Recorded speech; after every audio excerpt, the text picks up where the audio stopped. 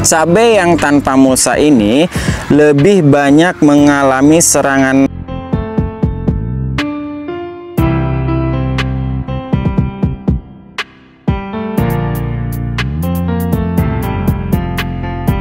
saja. Kendalanya ini untuk cabai keriting di sini lur ya, di dataran rendah.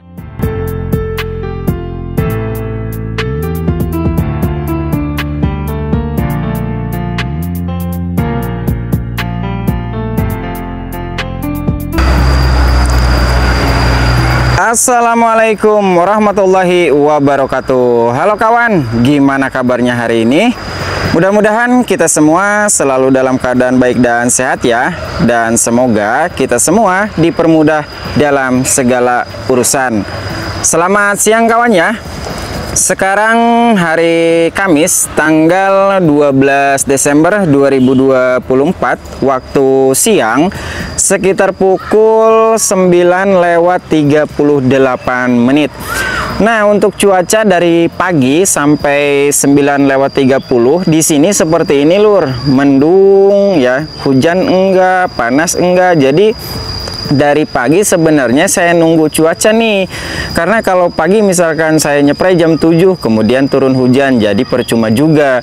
Tapi cuaca ditunggu sampai jam 9 masih bertahan seperti ini, sehingga saya putuskan untuk melakukan penyepraian, dan mudah-mudahan saja setelah dilakukan penyepraian itu tidak turun hujan dalam waktu 30 ataupun 1 jam, begitu kawan ya. Nah, hari ini adalah perawatan ataupun ini adalah perkembangan terbaru hari ini di usia 148 HST setelah dilakukan panen petikan yang ke-8 kemarin.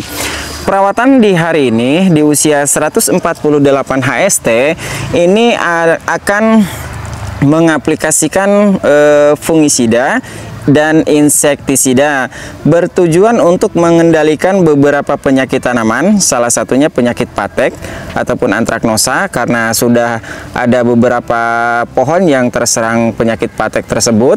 Lalu pengendalian penyakit Phytophthora ataupun mati pucuk kering, lalu penyakit bercak daun, itu beberapa yang akan dikendalikan pada perawatan hari ini di usia 148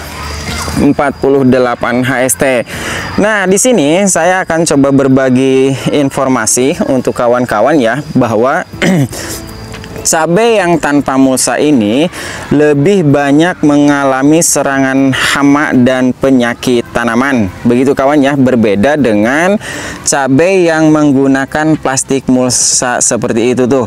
Nah, bisa dilihat tuh, atasnya juga bagus, sehat, subur, tapi kendala yang tanpa menggunakan mulsa ini serangan phytophthoralnya lebih banyak, kemudian serangan hamanya lebih banyak, serangan bercak daunnya juga lebih banyak ya, karena tanpa mulsa seperti ini kendalanya ketika turun hujan ya langsung meresap ke dalam gulutan seperti ini lur. Ini kan tanpa mulsa ya. Nah, jadi air itu langsung menyerap ke gulutan langsung. Kalau menggunakan mulsa seperti ini, dia langsung ke samping. Air hujannya itu jadi terhalang oleh plastik mulsa ini. Jadi langsung ngegelosor langsung ke samping. Berbeda kalau tanpa mulsa ya, tingkat kelembabannya sangat tinggi, kemudian penyebaran ataupun perkembangbiakan jamur dan bakterinya juga lebih tinggi. Nah, itulah perbedaan yang signifikan cabai tanpa mulsa dan menggunakan plastik mulsa. Ini yang menggunakan mulsa seperti ini kondisi tanamannya. Silakan kawan-kawan lihat dan nilai sendiri. Dan ini, nah ini bisa dilihat lur, ini daun-daunnya bagus, terubus barunya sehat karena ini ada mulsa di bagian sini. Tapi yang tanpa mulsa nih akan saya perlihatkan ya, lebih di dalam lagi nih. Seperti ini kondisinya. Jadi kurang apa ya nih penyakit Phytophthoranya di sini. Karena ini nih lur, Phytophthoranya itu di sini lebih banyak lagi karena tanpa menggunakan plastik mulsa seperti ini. Nah, inilah bisa menjadi opsi untuk kawan-kawan. Apa sih kelebihan, kekurangan menggunakan mulsa dan tanpa menggunakan plastik mulsa. Nih seperti ini lur, yang menggunakan mulsa. Nih lihat, ini menggunakan mulsa. Ini alhamdulillah nih sehat, tanamannya bagus. Jadi tidak semua yang terkena Phytophthora lur ya, tidak 100%. Ini banyak juga yang tanamannya sehat seperti ini. Ini buahnya banyak nih lur, alhamdulillah. Tuh nih akan saya ajak lagi kawan-kawan ke bagian sini nih, buah-buahnya aman ini lur dari serangan hama penyakit tuh kan. Nah seperti ini perbandingannya antara cabai tanpa mulsa dan menggunakan plastik mulsa.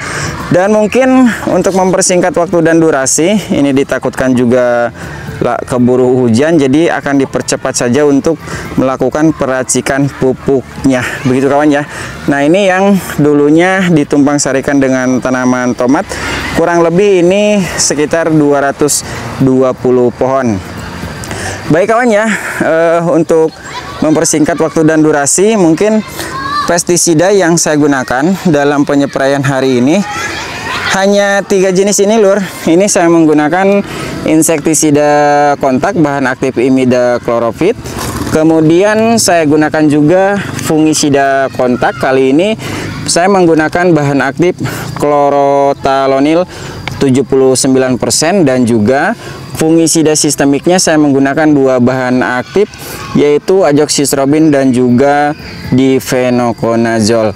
Baik kawan ya, sebelum dibahas lebih lengkap berapa sih takaran dan dosis yang digunakan dalam penyepraian kali ini di usia 148 HST untuk pengendalian penyakit tanaman, baiknya simak dulu cuplikan berikut ini.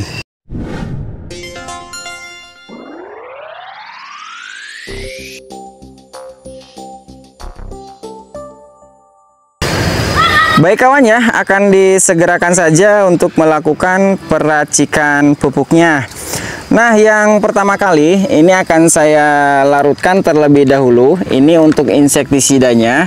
Untuk takaran insektisidanya saya menggunakan takaran 2 gram per liter. Nah saya menggunakan sendok takar ini lur ya, supaya apa ya, supaya lebih akurat lagi. Nah seperti ini takaran per 1 sendok ini takarannya 30 gram, berarti kurang lebih untuk per tangkinya saya menggunakan takaran tinggi ataupun 2 gram per liter. Nah ini dilarutkan terlebih dahulu. Setelah insektisidanya sudah larut, berikutnya saya menggunakan fungisida kontak bahan aktif chlorothalonilnya dengan dosis ini 1 sendok takar juga, ini 30 gram, kurang lebih takaran per liternya masih sama dengan insektisida, yaitu 2 gram per liter. Dan ini dosis tinggi lur, karena di lahan sudah ada serangan penyakitnya lur ya, jadi langsung menggunakan dosis tinggi. Dan seperti ini fungisidanya. Nah, dan dalam bentuk WP ini harus benar-benar 100% larut sempurna dalam mengaduknya.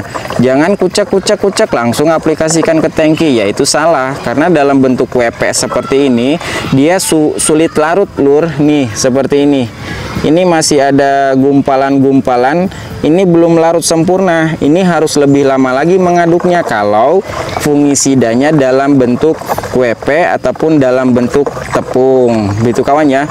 Ini harus diaduk terus. Setelah ini larut sempurna, kemudian saya aplikasikan fungisida sistemiknya. Dan untuk takarannya kali ini saya menggunakan takaran gelas seperti ini lur ya, biar lebih akurat lagi dalam pemakaian dosisnya. Takarannya mungkin akan digunakan 16 mili saja lur ya, tidak terlalu tinggi lah, karena sesuai rekomendasi pada kemasan ini volume tertinggi ini 1 mili. Jadi ini dosis yang saya gunakan hanya 16 mili per tangki 16 liter, berarti dosisnya hanya 1 mili per liter, begitu kawan ya. Dan ini diaduk terlebih dahulu, dilarutkan terlebih dahulu fungisida sistemiknya. Dan ini harus dibersihkan nanti lur ya, jangan sampai tertinggal seperti ini, karena sayang kalau masih ada yang tersisa nih seperti ini. Ini harus dilarutkan terlebih dahulu. fungisida sistemiknya. Kalau fungisida jenis EC, jenis SC itu lebih mudah larut lagi dengan air. Kalau jenis WP dan WG itu lebih lama larut dengan airnya. Jadi mengaduknya itu harus benar-benar larut sempurna. Insya Allah jika memang cara mengaduknya itu bagus, maka hasilnya juga insya Allah lebih optimal lagi. Begitu kawan ya. Nah, ini harus dilarutkan benar-benar 100% larut sempurna. Jika sudah 100% larut sempurna seperti ini, tidak ada yang mengambang fungisida jenis WP-nya, ini bisa langsung dilarutkan ke dalam tangki sprayer. Bismillahirrahmanirrahim. Dan seperti ini jenis larutannya. Kita lihat apakah ada fungisida WP yang menggumpal di bawah. Kita lihat saja lur ya. Nah, bagus, berarti 100% larut sempurna. Ini tinggal dimasukkan saja air bersih lur ke dalam tangki sprayer ini. Nah, untuk kawan-kawan yang ingin melihat perkembangan setiap harinya setelah dilakukan perawatan, itu selalu saya update di Facebook Mitra Pertanian Channel. Di sana saya sering membahas juga masalah hama dan penyakit tanaman. Mari kita belajar bersama-sama lur ya. Saya tidak merasa yang paling pintar dan tidak merasa juga yang paling benar. Karena menurut saya ilmu pertanian itu maha luas dan tidak ada batasannya. Seperti itu. Jadi kita belajar dan bertindak bersama. Sepertinya ini sudah penuh kawan. Nah ya, kemudian ini tinggal diaduk di dalam tangki sprayer. Nah seperti ini. Kalau tidak diaduk, ini air yang atasnya ini dia akan putih, tidak tercampur pestisida. Jadi ini wajib diaduk seperti ini supaya hasilnya itu lebih optimal. Begitu kawan ya. Ini diaduk terus. Kalaupun memang kawan-kawan mau ngaduknya pakai nozzle sprayer, monggo. Kalau selangnya itu cukup, itu lebih bagus lagi. Dikarenakan selang sprayer saya itu pendek, jadi susah lur. Nah ini diaduk. Nah setelah diaduk seperti ini tinggal dispraykan saja ke masing-masing tanaman. Nah perlu diketahui juga bahwa ketika kita melakukan penyepraian pestisida, insektisida maupun fungisida, teknik penyepraiannya itu jangan hanya di atas saja lur, jangan hanya nyepray di atas saja. Nah cara saya itu ini harus kena nih. Jadi sistem nyeprainya itu sistem nyabit, sehingga ranting, kemudian batang utama dan daun yang paling bawah itu terkena pestisida. Berikut juga buah-buahnya terlapisi pestisida supaya lebih aman lagi dari serangan penyakit jamur dan bakteri. Baik kawan ya, saya akan menyelesaikan dulu untuk melakukan penyepraian hari ini untuk pengendalian penyakit tanaman di usia 148 hari setelah tanam.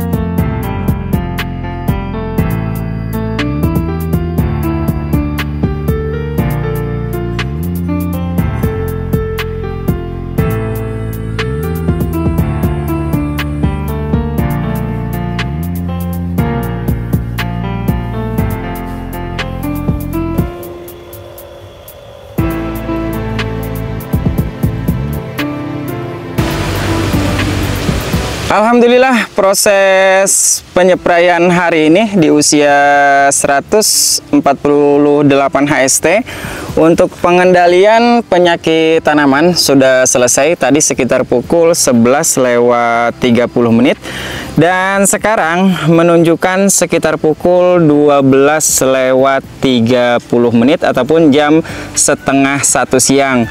Suhu cuaca di sini seperti ini lur, adem ya, mendung sepertinya. Di sini akan turun hujan dalam beberapa menit ke depan, tapi sudah aman penyepraian karena sudah lebih dari 1 jam. Nah, ini adalah perkembangan terbaru untuk cabai keritingnya. Bisa dilihat lur, ini sampai mongler-mongler ya, karena saking tidak kuat nahan beban buah ini. Kualitas buahnya seperti ini, silahkan kawan-kawan simak sendiri. Dan ini sudah dipanen petikan yang ke-11 kemarin. Aduh, nyangkut lur, nih bisa dilihat lur, nih kualitas buahnya makin kesini makin bagus ya. Hanya saja kendalanya ini untuk cabai keriting di sini lur ya, di dataran rendah, tidak tahu kalau di dataran tinggi. Ini kalau musim hujan seperti sekarang, ini susah sekali cabai keriting ini kemerahnya lur. Ini makin banyak buah yang busuk nih ya, seperti ini. Nah, kendala di musim hujan ekstrim itu banyak banget buah yang seperti ini. Di musim kemarau tidak banyak buah-buah yang busuk seperti ini tuh. Kebanyakan kualitas buahnya itu kecil-kecil, mengkrintil. Nah, disitulah makanya kalau sekarang ini dibanyakin saya panen hijau lur. Nih, lihat buahnya di bawah, Masya Allah nih. Saya perlihatkan di kondisi di bawah. Ini lebih banyak buah yang busuk. Karena di musim hujan seperti saat ini, cabai keriting ini sangat tidak menyukai kondisi yang terlalu banyak air lur. Ya, kalau di musim kemarau tidak banyak yang membusuk seperti ini. Nih, lihat kualitas buahnya, panjang-panjang, pokoknya mah bagus-bagus lur. Cuman kendalanya di situ susah kemerah nih ya, akan saya perlihatkan lagi. Nih, seperti ini. Masya Allah banyak banget. Kalau misalkan kemarau aja, misalkan dalam 3 hari ataupun 2 hari, ini pasti saya habiskan cabai. Jadi dipanen hijauan lur. Nih, saya perlihatkan dari bawah. Masya Allah, alhamdulillah ya. Ini padahal di musim kemarau ekstrim, kalau kawan-kawan selalu menyimak setiap edukasi perawatannya, pasti tahulah bahwa cabai keriting ini sungguh sangat kerdil, dan banyak orang beranggapan bahwa cabai keriting ini akan gagal ditanam karena sangat ekstrim kemaraunya. Tapi alhamdulillah nih, bisa saya buktikan hari ini kondisi cabai keritingnya. Masya Allah. Dan mungkin untuk informasi yang saya sampaikan dalam perawatan hari ini di usia 148 HST, untuk pengendalian penyakit tanaman, diantaranya penyakit Phytophthora ataupun mati pucuk kering, kemudian penyakit bercak daun, dan juga penyakit patek ataupun antraknosa. Mungkin cukup jelas kawan ya. Apabila ada hal yang ingin dipertanyakan seputar dunia pertanian kawan-kawan, silakan tinggalkan pertanyaan di kolom komentar. Dan apabila juga ada kata-kata saya yang kurang berkenan di hati kawan-kawan, mohon untuk dimaafkan ya, karena manusia itu tempatnya salah dan hilaf. Saya tidak merasa yang paling pintar, dan saya juga tidak merasa yang paling maha benar. Mari kita belajar ilmu pertanian bersama-sama. Apabila saya salah, silahkan diluruskan. Apabila memang saya benar, silahkan ikuti edukasinya. Seperti itu kawan ya. Dan ingat pesanku, tetap jaga kesehatan, tetap semangat, dan semoga bermanfaat. Terima kasih dan sampai jumpa di edukasi perawatan bermanfaat berikutnya.